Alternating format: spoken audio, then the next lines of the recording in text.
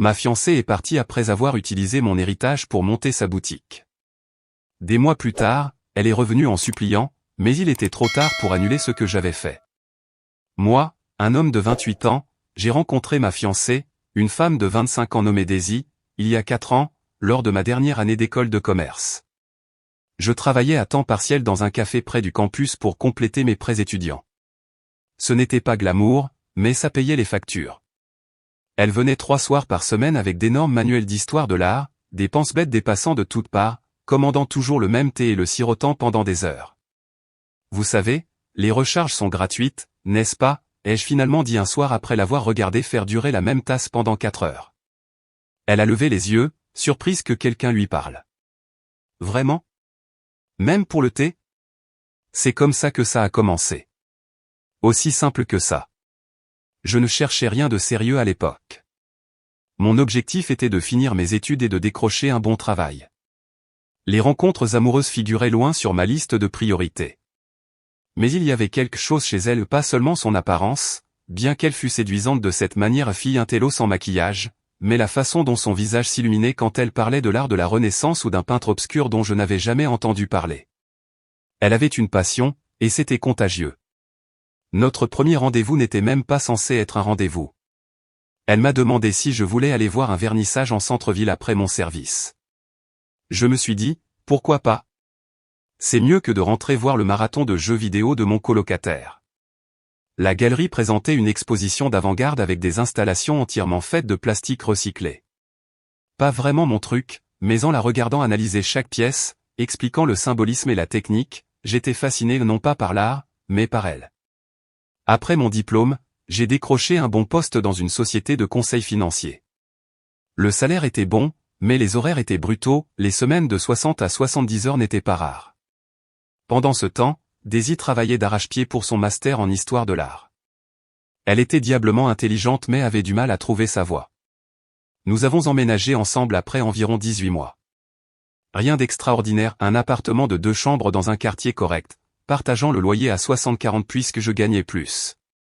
Je m'occupais des charges, elle couvrait les courses, un arrangement simple et pratique qui nous convenait à tous les deux. Elle avait ce rêve d'ouvrir une boutique qui combinerait des vêtements vintage et des œuvres d'art locales. Imagine un espace où la mode rencontre la culture des galeries, disait-elle, les yeux brillants. Mais cela restait des paroles en l'air. Elle travaillait à temps partiel dans la boutique de cadeaux d'un musée, gagnant à peine de quoi couvrir sa part du loyer. La plupart des soirs, elle étalait ses croquis sur notre table de salle à manger, plan d'étage, présentoir de marchandises, concept marketing. Elle avait créé un plan d'affaires détaillé, fait des recherches sur les fournisseurs et projeté les coûts. Ce n'était pas juste un rêve en l'air, elle avait bien fait ses recherches.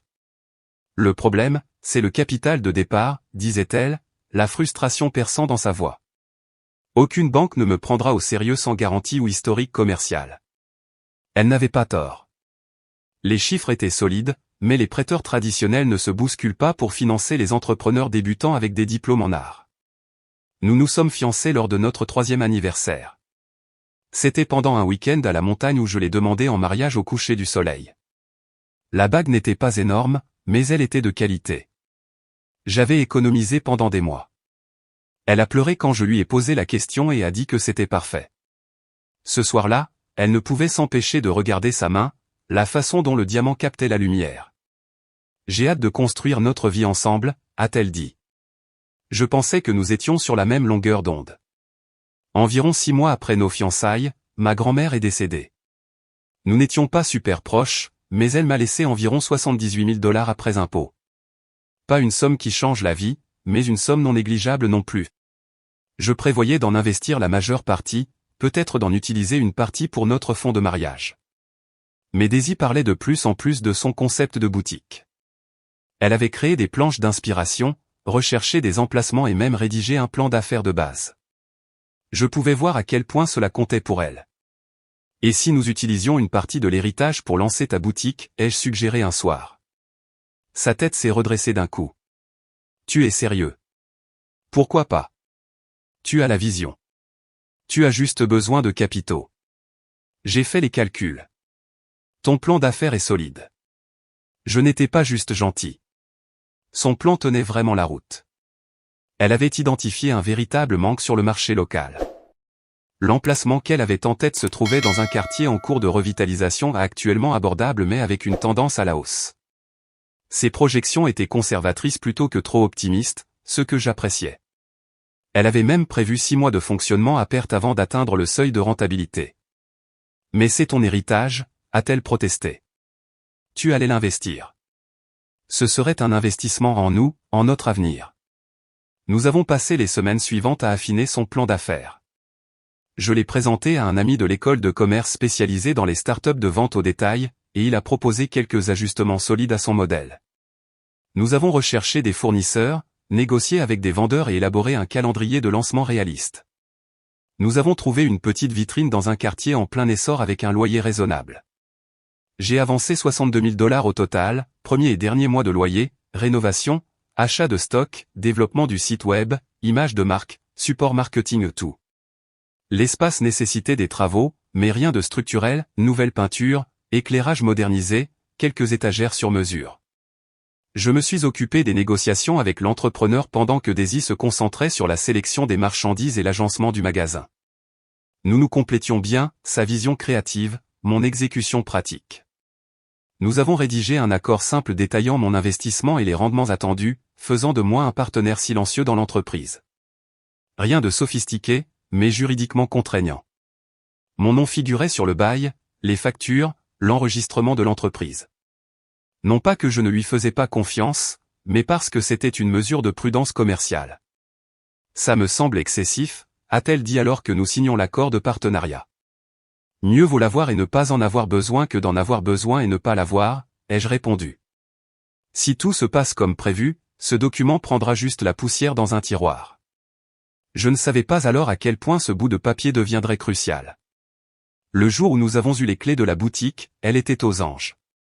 Je n'arrive pas à croire que ça arrive, n'arrêtait-elle pas de dire, tournant sur elle-même dans l'espace vide. Je pensais que nous construisions notre avenir ensemble. C'était il y a 8 mois.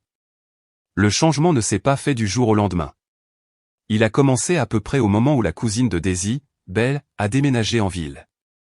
Belle était un sacré numéro, une de ces personnes qui découvrent le vocabulaire de la justice sociale sans en absorber l'empathie ou la nuance réelle. Tout était problématique, toxique ou du gaslighting. Elle utilisait des mots comme patriarcat comme la plupart des gens utilisent la ponctuation. Moins de 20 minutes après l'avoir rencontrée, je savais que j'allais en voir de toutes les couleurs. Alors, tu finances son entreprise, a demandé Belle lors de notre premier dîner ensemble, un sourcil levé comme si j'avais avoué quelque chose de honteux. Nous la construisons ensemble, ai-je corrigé. HM, a-t-elle dit, échangeant un regard avec Daisy que je n'ai pas tout à fait réussi à déchiffrer. Assure-toi juste de ne pas créer involontairement un déséquilibre de pouvoir dans votre paradigme relationnel. J'ai failli m'étouffer avec mon eau. Paradigme relationnel ? Qui parle comme ça ? Tout va bien entre nous, a dit Daisy rapidement. Blake est super encourageant. Le soutien, c'est le strict minimum, cousine, a répondu Belle. Les hommes contrôlent les femmes par la dépendance financière depuis des siècles. Je dis ça comme ça. J'ai laissé passer. Tout le monde a un membre de sa famille comme ça, non ? Mais Belle était très présente après ça, aidant à l'aménagement de la boutique, offrant une direction créative, qui consistait principalement à suggérer que nous peignions tout en rose millénial et que nous mettions des citations inspirantes sur les murs. Elle et Daisy ont commencé à passer de plus en plus de temps ensemble. Nous devrions vraiment avoir un coin de l'émancipation, a suggéré Belle un jour alors que nous installions des étagères, un espace où les femmes peuvent se sentir vues dans leur parcours. Qu'est-ce que ça veut dire au juste, ai-je demandé. Ça veut dire faire du merchandising avec intention, Blake, a-t-elle répondu comme si elle expliquait la gravité à un tout petit. Créer un espace sûr pour que les communautés marginalisées puissent s'exprimer à travers leur choix de consommation. Donc, vendre des vêtements avec des slogans. Belle a soupiré de façon dramatique. C'est pour ça que l'énergie masculine peut être si limitante dans les espaces créatifs. Daisy, qui aurait autrefois levé les yeux au ciel face à de telles absurdités, a hoché la tête pensivement. Elle n'a pas tort, Blake. Nous devrions être plus intentionnels dans notre message de marque. C'était le premier signal d'alarme. Daisy utilisant nous mais voulant dire elle est belle, pas elle et moi. L'influence de Belle devenait plus évidente de jour en jour. Elle passait à l'appartement sans y être invitée, toujours avec une nouvelle opportunité ou pour Daisy, un événement de réseautage, une collaboration de marque, un séminaire à femmes dans les affaires qui coûtait 499 $ pour une journée à écouter des influenceuses Instagram partager leur parcours. C'est un investissement dans ma croissance, disait Daisy quand je remettais en question la valeur de la chose. Belle avait une façon de faire sonner tout comme une révolution plutôt que ce que c'était, généralement une arnaque hors de prix ciblant les aspirantes entrepreneurs. Elle utilisait des expressions comme mentalité d'abondance financière et manifestait votre déesse des affaires avec un sérieux imperturbable.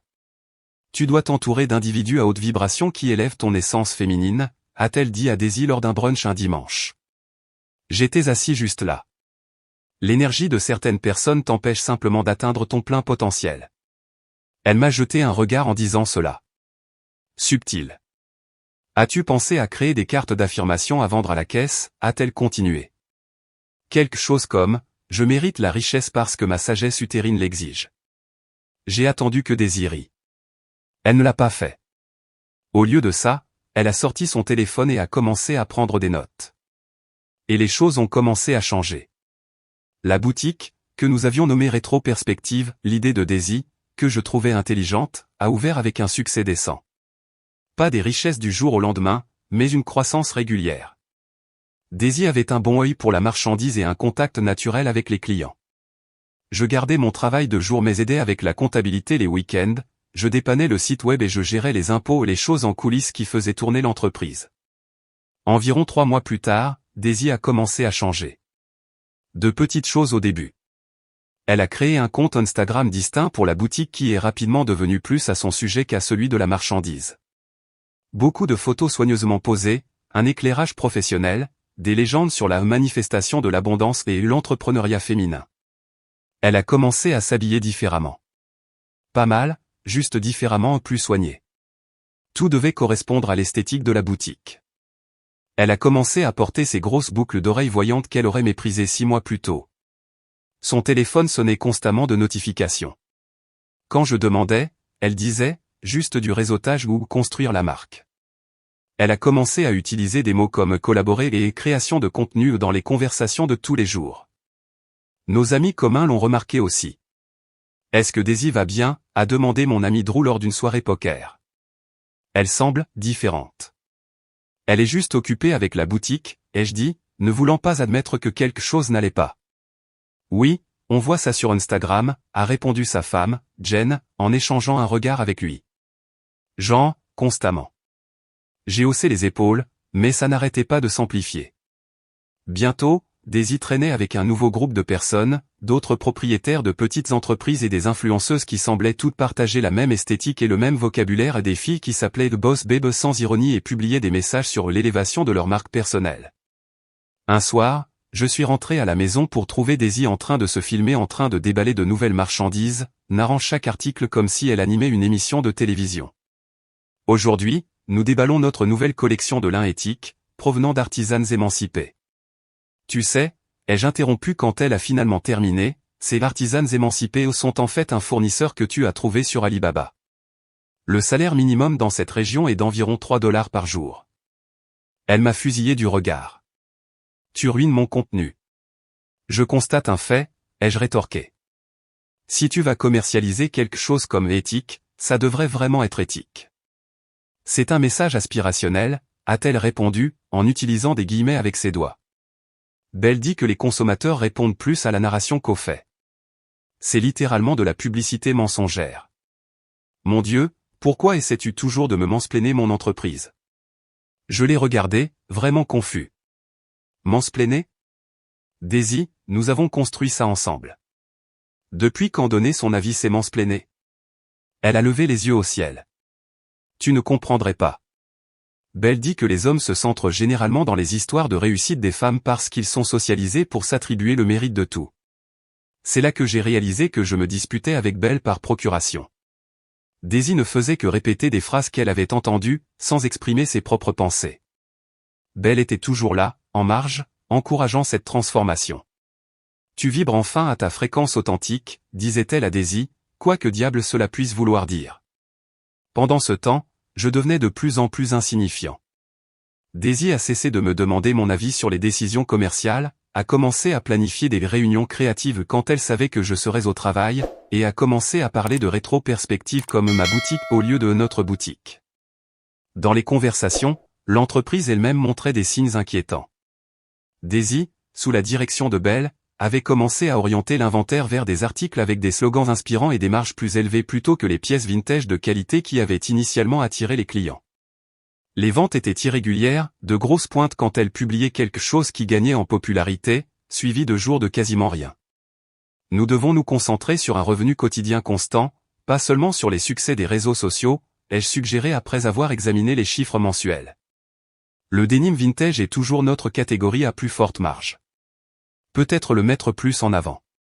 C'est une pensée tellement dépassée, a répondu Daisy d'un air dédaigneux. L'amie de Belle, Monica, a gagné 6 chiffres en revenus passifs juste grâce à son engagement sur Instagram. Monica vend du thé amaigrissant et des leggings qui remontent les fesses, ai-je souligné. Ce n'est pas exactement notre marché cible.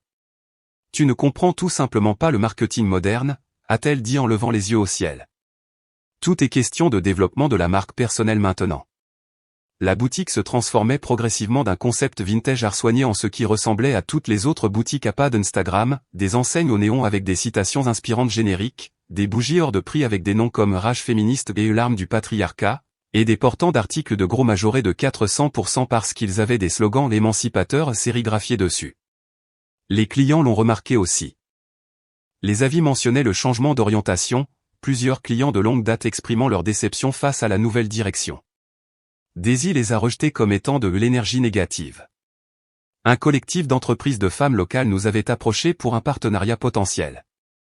Elles voulaient présenter certaines de nos pièces vintage lors de leur prochain événement de réseautage. C'était une bonne visibilité, en phase avec notre concept original, et cela présenterait la boutique à exactement le type de client que nous ciblions. Je les ai refusés, a annoncé Daisy nonchalamment pendant le dîner. Quoi? Pourquoi? C'était une opportunité parfaite. Elle a haussé les épaules. Belle a fait des recherches sur leur fondatrice, et apparemment, elle a un jour aimé un tweet qui était problématique sur l'appropriation culturelle et la mode. Nous ne pouvons pas aligner notre marque sur ce genre de toxicité. As-tu au moins vérifié ça avant de refuser un partenariat de valeur? Je n'ai pas besoin de vérifier l'expérience vécue de quelqu'un, Blake, a-t-elle répondu froidement. L'intuition de Belle sur les gens est généralement infaillible. Je la perdais, non seulement sur le plan romantique, mais en tant que partenaire commercial doté de bon sens. Je l'ai confrontée à ce sujet un soir. J'ai l'impression que tu m'écartes, ai-je dit.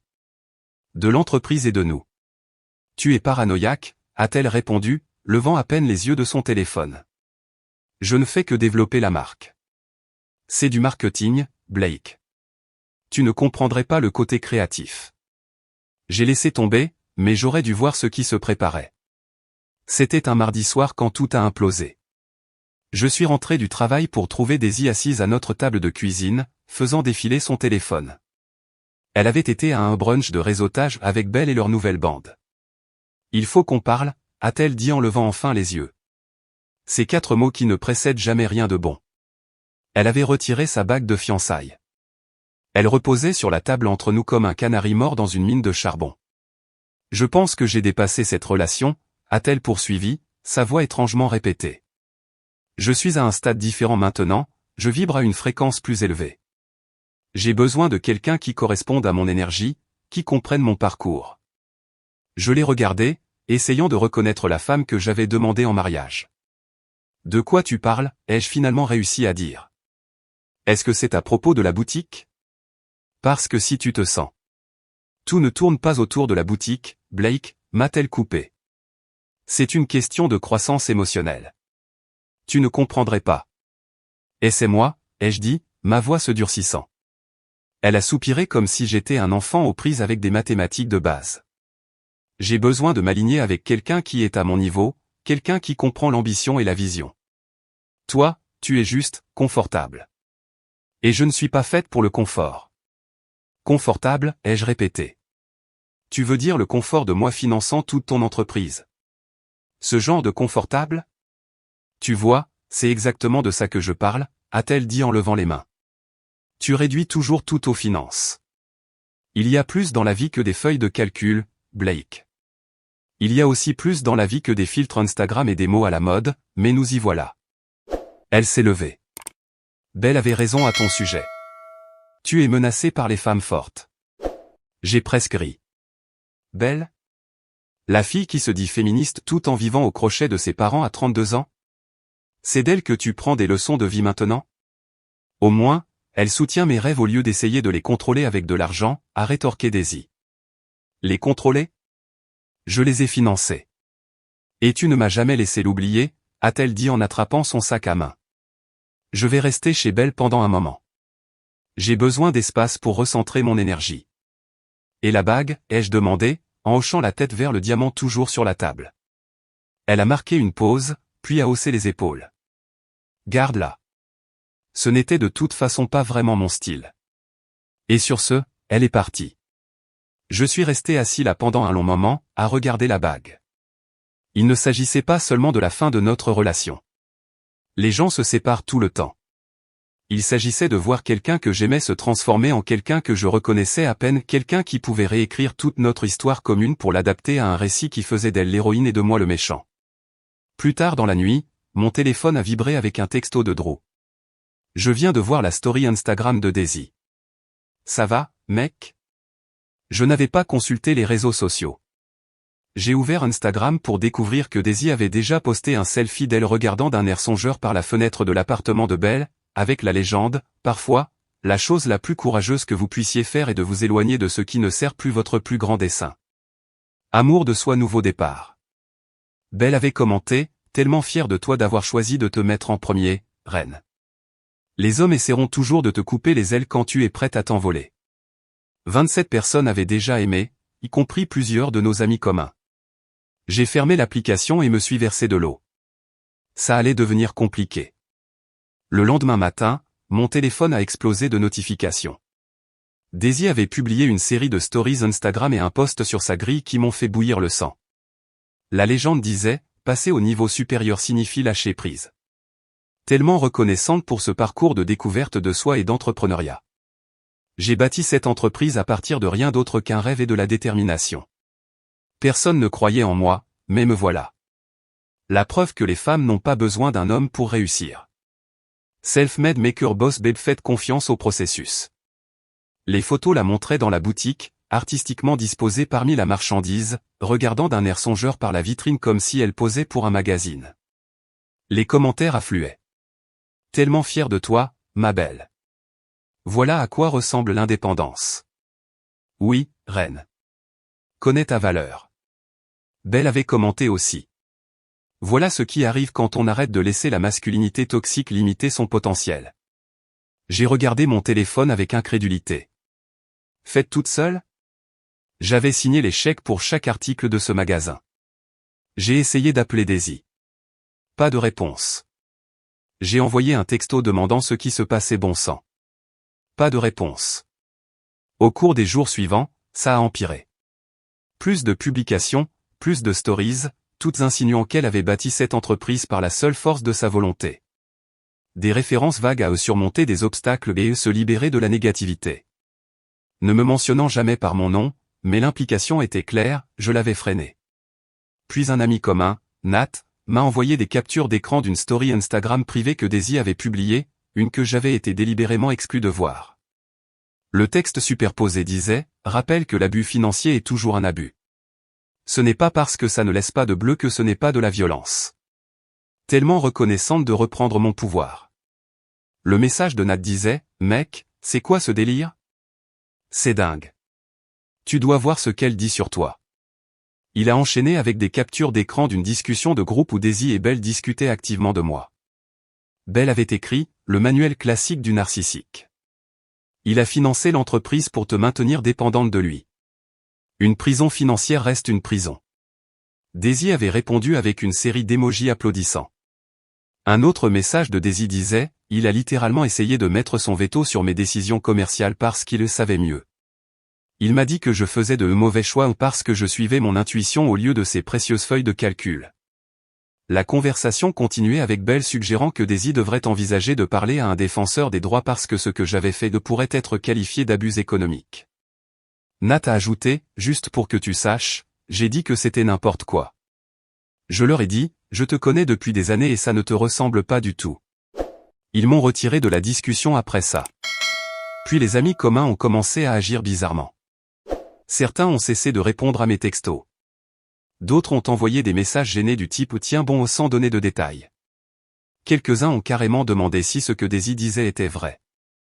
Qu'est-ce qu'elle dit exactement, ai-je demandé à Drew autour d'un verre, le seul ami qui avait accepté de me rencontrer en personne. Il avait l'air mal à l'aise. Mec, c'est tordu. Elle raconte aux gens que tu étais financièrement contrôlant, que tu as essayé de t'attribuer le mérite de ses idées d'entreprise, que tu es devenu jaloux de son succès et que tu as menacé de retirer ton financement si elle ne restait pas à sa place. Du vrai truc de petit ami toxique. J'ai posé mon verre avec précaution, essayant de rester calme. Et les gens croient ça? Certains, oui, a-t-il admis. Tu sais comment c'est. Tout le monde aime un bon méchant. Et Belle la soutient, ajoutant toutes sortes de détails. Comme quoi? Comme le fait que tu l'obligeais à demander la permission de dépenser son propre argent. Que tu as saboté des relations d'affaires parce que tu étais peu sûr de toi. Ce genre de choses. C'est littéralement le contraire de ce qui s'est passé, ai-je dit, vraiment déconcerté. Je l'ai encouragé à poursuivre des relations d'affaires. J'ai avancé le capital pour qu'elle puisse réaliser son rêve. Je sais, mec, mais regarde ça de l'extérieur. Elle poste tous ces trucs sur l'émancipation tous les jours, construisant ce récit. Toi, tu ne dis rien. Devant le tribunal de l'opinion publique des réseaux sociaux, le silence est synonyme de culpabilité. J'étais resté silencieux, pensant que ça passerait. Clairement, cette stratégie ne fonctionnait pas. Il était temps de changer ça. Pendant ce temps, mon téléphone vibrait avec un appel entrant d'un numéro inconnu. Je me suis excusé et j'ai répondu. Blake, c'est Robert, le père de Daisy. C'était inattendu. Je m'étais toujours bien entendu avec les parents de Daisy. C'étaient des gens pragmatiques, terre à accent grave-terre, qui ne ressemblaient en rien à leur fille. Je te dois des excuses, a-t-il poursuivi, la voix lourde. J'ai vu ce que Daisy a posté, et je sais que ce n'est pas vrai. Nous l'avons élevé mieux que ça. J'apprécie, Robert, ai-je dit, surpris par l'appel. Sa mère et moi étions dévastés. Pas seulement à cause de la rupture, mais à cause de son comportement. Tu étais la meilleure chose qui lui soit arrivée, et je suis juste honteux. Vous n'avez pas à vous excuser pour elle, lui ai-je dit. Peut-être pas, mais quelqu'un devrait le faire. Elle refuse de nous écouter. Dit que nous sommes piégés dans des paradigmes relationnels dépassés, quoi que cela veuille dire. Belle lui a rempli la tête de bêtises. Nous avons parlé encore quelques minutes. Il semblait vraiment bouleversé, pris entre la défense de sa fille et la reconnaissance de son terrible comportement. Juste une chose, a-t-il dit avant de raccrocher. Sa mère voulait que je te le dise. Elle espère que tu bloqueras Daisy sur tout. Pour le bien de tout le monde, cette situation ne fera qu'empirer avant de s'améliorer. Il n'avait pas tort. Cette nuit-là, j'ai tout sorti, les documents d'enregistrement de l'entreprise, les relevés bancaires, les factures pour les stocks, le contrat de location, les factures de l'entrepreneur pour les rénovations, les chèques encaissés, l'accord de partenariat original que nous avions signé tout à mon nom, tout avec ma signature, tout payé depuis mes comptes. J'ai appelé un avocat le lendemain matin. Vous êtes dans une meilleure position que la plupart, m'a-t-il dit après avoir examiné les documents. Votre nom est sur presque tout. L'enregistrement de l'entreprise vous mentionne comme partenaire. Le bail vous a comme locataire principal. Elle ne peut pas simplement vous écarter parce que la relation a pris fin. Quelles sont mes options, ai-je demandé. Plusieurs, a-t-il dit. Nous pourrions forcer une vente et partager les actifs. Vous pourriez la racheter. Elle pourrait vous racheter, bien que vu les circonstances, cela semble peu probable. Ou vous pourriez faire valoir vos droits en tant que partenaire et prendre le contrôle des opérations. J'y ai réfléchi. Commençons par une lettre. Formelle, juridique, exposant mes droits et mes investissements. Voyons comment elle réagit. L'avocat a hoché la tête. Parfois, c'est tout ce qu'il faut. Ce n'était pas le cas. Daisy a répondu par l'intermédiaire de son propre avocat, un type que Belle connaissait, spécialisé en jurisprudence féministe, quoi que diable cela veuille dire. Sa lettre m'accusait essentiellement d'essayer de voler l'entreprise d'une femme et laissait entendre que j'utilisais des systèmes financiers patriarcaux pour contrôler Daisy. Mon avocat a carrément ri en la lisant. Ce n'est pas un argument juridique, a-t-il dit. C'est un fil de discussion Twitter. Nous sommes passés à la vitesse supérieure, une plainte formelle, une documentation détaillée de mon investissement, une demande de mesures d'injonction pour l'empêcher de prendre des décisions commerciales sans mon consentement. Pendant ce temps, la campagne de Daisy sur les réseaux sociaux se poursuivait. L'Instagram de la boutique est devenu une chronique quotidienne de platitudes sur l'émancipation des femmes et de références vagues aux hommes qui ne supportent pas les femmes fortes. Belle y figurait en bonne place, toujours dans les commentaires pour valider la vérité de Daisy. Mais j'ai remarqué quelque chose d'intéressant. Alors que le soutien en ligne restait fort, la boutique elle-même souffrait. Les ventes étaient en baisse. Les stocks ne bougeaient pas. Les livres, auxquels j'avais encore accès via le logiciel de comptabilité en nuage, montraient des dépenses croissantes et des revenus en baisse. Le pire était de voir les mauvaises décisions commerciales en temps réel. Daisy avait commandé une énorme cargaison de t-shirts graphiques avec des slogans comme « L'avenir est féminin » et « Abat le patriarcat » des marchandises personnalisées coûteuses qui ne se vendaient pas. Pendant ce temps, le denim vintage qui avait été un vendeur fiable était relégué au fond du magasin pour faire de la place à la section émancipation. Elle avait embauché une consultante en réseaux sociaux, une autre amie de Belle, à $75 de l'heure pour booster leur présence en ligne, mais l'augmentation des j'aime et des commentaires ne se traduisait pas par des ventes réelles. La consultante l'avait également convaincue d'investir dans une séance photo élaborée pour leur collection de printemps, qui a coûté près de $3000 mais n'a généré exactement aucun revenu supplémentaire. Une analyse rapide des données du point de vente a montré que leur taux de fidélisation des clients était en chute libre. Les gens ne revenaient plus après leur première visite. Les avis racontaient l'histoire. Les clients se plaignaient de se faire sermonner sur le féminisme en essayant de faire leurs achats ou de se sentir obligés de prendre des photos Instagram avec la marchandise au lieu de l'acheter réellement. Un avis particulièrement accablant disait « Je suis entré à la recherche de jeans vintage, je me suis retrouvé piégé dans une conversation de 20 minutes sur la décolonisation de mes choix de mode. Vendez juste des vêtements, s'il vous plaît. » Il s'est avéré que gérer une entreprise était plus difficile quand il fallait vraiment gérer l'entreprise au lieu de simplement poster à son sujet. 2 mois après le début de l'impasse, mon avocat a appelé avec des nouvelles. Elle veut vous rencontrer, a-t-il dit. Pas d'avocat, juste vous deux. Elle dit qu'elle veut résoudre ça à l'amiable. J'étais sceptique mais j'ai accepté. Nous nous sommes rencontrés dans un café neutre de l'autre côté de la ville. Daisy avait l'air différente. L'esthétique soigneusement étudiée était toujours là, mais s'effilochait sur les bords. Des cernes plus sombres sous les yeux, les cheveux pas tout à fait aussi parfaits. Merci de me rencontrer, a-t-elle dit en se glissant dans la banquette. Que veux-tu, Daisy? Elle a pris une profonde inspiration. La boutique a des difficultés. J'ai besoin de plus de capital. Je l'ai regardé, attendant la suite. J'ai pensé que tu serais peut-être prêt à investir à nouveau, a-t-elle poursuivi. Pour le bon vieux temps. Je n'ai pas pu m'en empêcher. J'ai ri en plein dans son visage. Alors, après tout ce que tu as dit sur moi en ligne, après avoir essayé d'effacer ma contribution et d'avoir monté nos amis contre moi, tu veux plus d'argent? Je suis impressionné. Les gens disent des choses quand ils sont blessés, a-t-elle marmonné. Ce n'était pas personnel. Pas personnel? Tu as traîné ma réputation dans la boue pendant des mois. Ce ne sont que les réseaux sociaux, a-t-elle haussé les épaules. Ce n'est pas la réalité.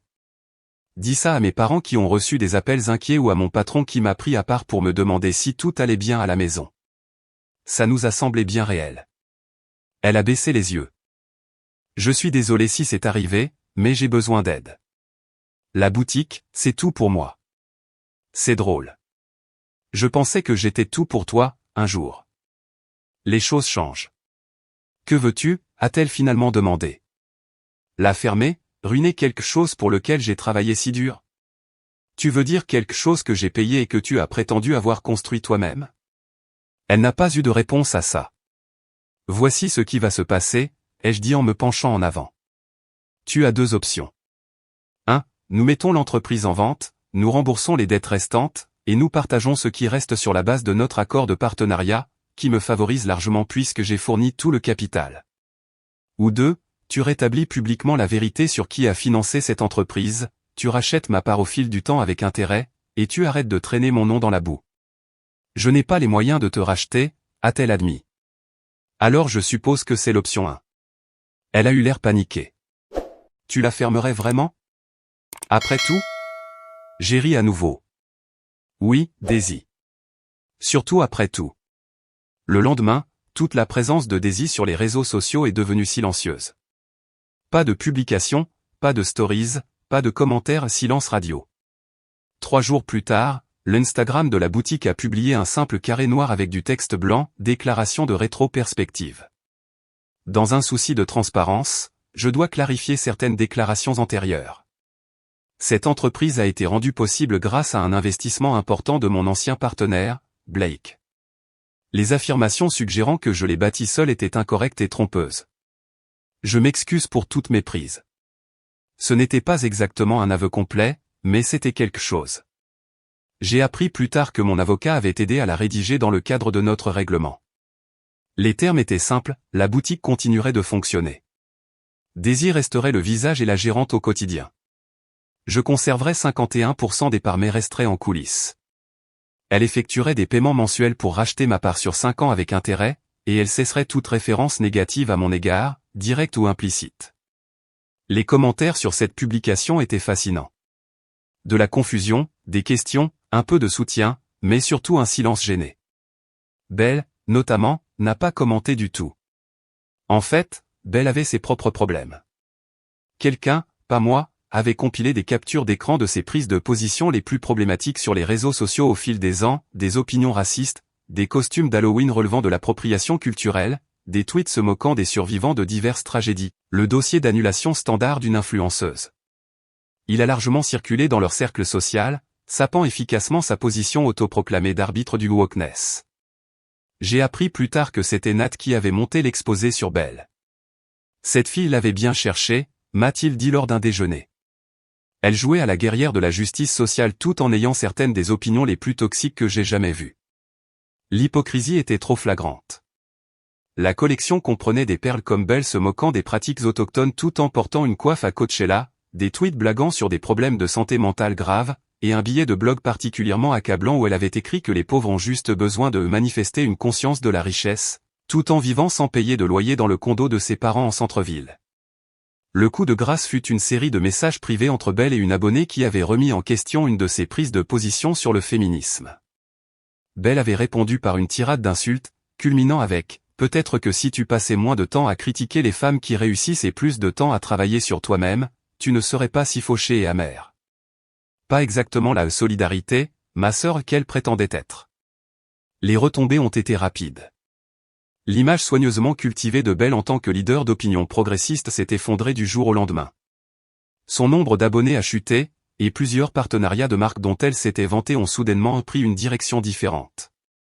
Elle a bloqué Daisy presque immédiatement, la laissant tomber au premier signe de difficulté. Quelle surprise! Drew m'a envoyé des captures d'écran d'une discussion de groupe où les gens discutaient de la situation. Quelqu'un avait demandé si Belle travaillait toujours avec Daisy à la boutique. La réponse de Belle fut glaciale, je ne m'associe pas à des entreprises bâties sur le mensonge.